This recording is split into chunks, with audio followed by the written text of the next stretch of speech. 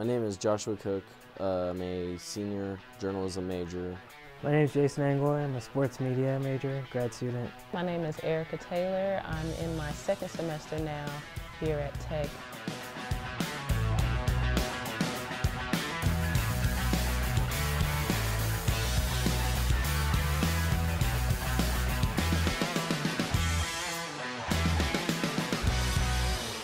Well, I co-host, I report. I'm starting to get into a little bit of directing a little bit.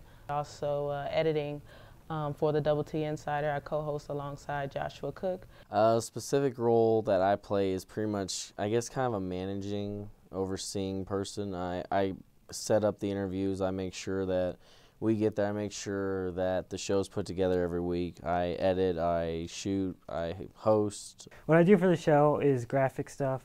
Motion graphics, still graphics, pretty much stuff like that. So every week we meet and talk about the upcoming storylines for the show, and we start putting them together in order, and we take each day at a time, and then we start meeting with athletes, meeting with coaches, filming players, going to games, shooting events, and then we just start plugging away at putting together a weekly show. I was one of the few people that built the groundwork for Double T Insider from the ground up. It was myself and Rhiannon Rowley, who graduated back in December. Her and I met with Dr. Chambers, Dr. Hudson over a span of a few weeks back in September, and that's when the whole idea of doing a weekly student-produced television sports show came up. And then we just took it from there, and now we kind of look back, and all of a sudden it's weeks and months later, and we're good to go, and that's where it all started. It's kind of been a flash. I got involved with Double T Insider pretty much from the start. Josh Cook, Rhiannon Rowley, I think, they came up with it. There was a meeting, I attended that, and then a lot of people showed up to that, and then after that, there's about 5 to 10 of us who showed up, and I was just one of them. I'm not a founder. I found out about it through email from Dr. Todd Chambers.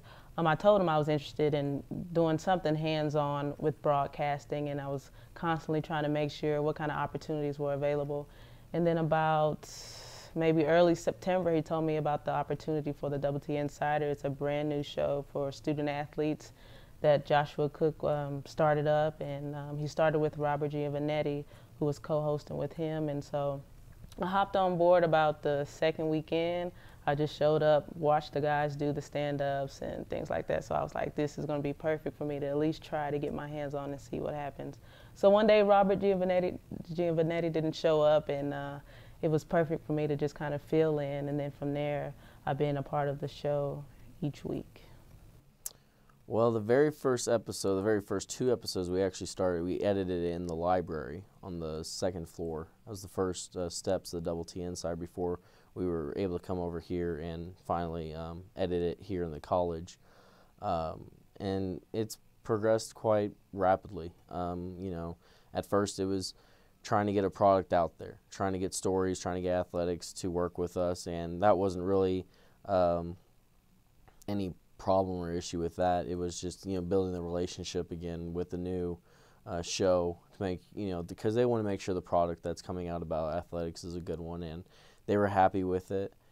How the show's progressed, I mean, you could see it from our pilot episode to like our latest episode. You could see like the production values have gone way up, and the graphics have gotten better, the stand-ups have gotten better, the stories, the content, I mean, it's been going up, getting better from day one.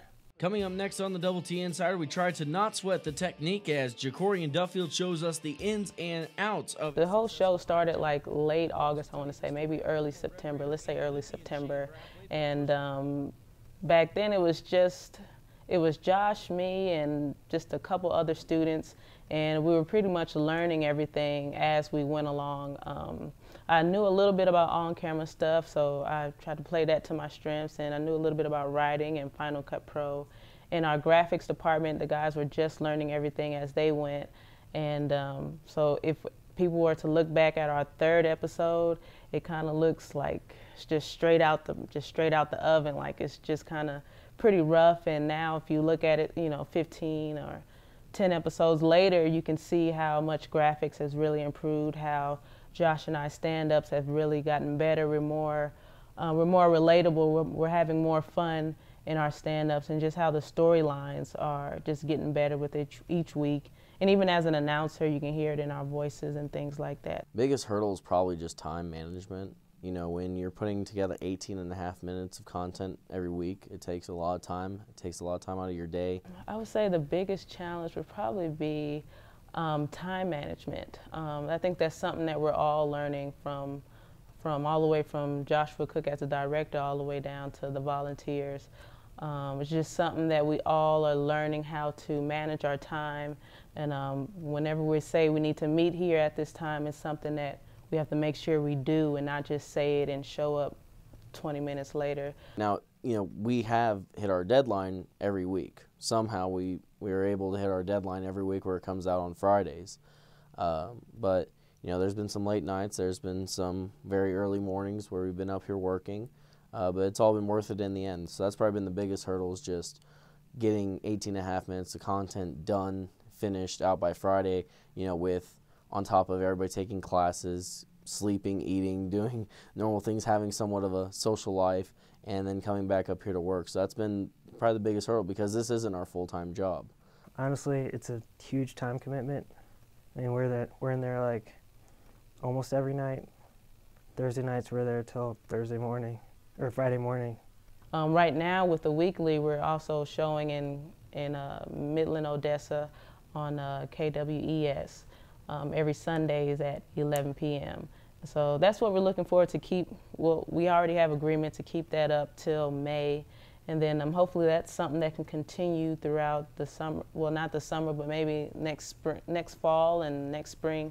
And we're even also hoping to get a station to pick us up here in Lubbock.